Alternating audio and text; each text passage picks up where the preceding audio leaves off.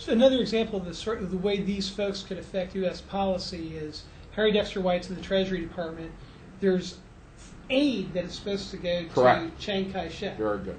Yeah, that's a very good question. What happened to that? Okay, well, what happened was there was a promise of a gold loan. During the war, they were printing money like crazy, wartime inflation, and they were trying to get a $200 million loan from the United States in gold to absorb some of this paper currency and fight the inflation, so they said.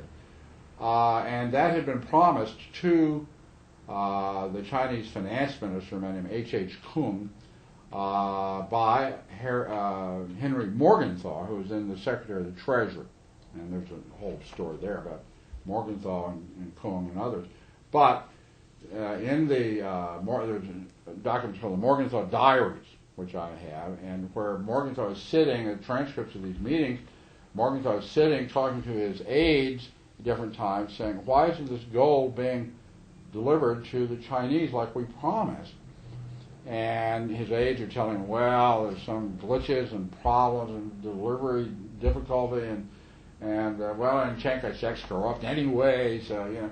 And the people telling this are Harry Dexter White, Solomon Adler, and another person named V. Frank Coe, all three of whom were Soviet agents.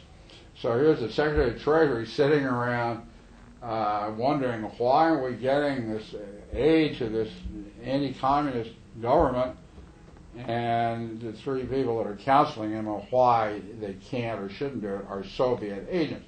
So that's kind of the way it works. And Lachlan Curry's in the White House. And Lachlan Curry was very close to all these people. There were other meetings in the Morgenthau Diaries where Lachlan Curry's sitting in. There are meetings where Alger Hiss is sitting in. And Curry is figured as a Soviet agent by Bentley, by Chambers, and in Venona. Okay, so the FBI are told these people are working for the Soviet Union. Correct. By a lady who had been a courier for the Soviet espionage. And in another channel by Chambers. Right. They do all this due diligence to discover whether right. or not she's telling the truth. Right. They determine she's telling the truth. Correct. So do they sit on this information? Nope. They sent hundreds of reports to the White House, to the Justice Department, to the Treasury Department, to the State Department.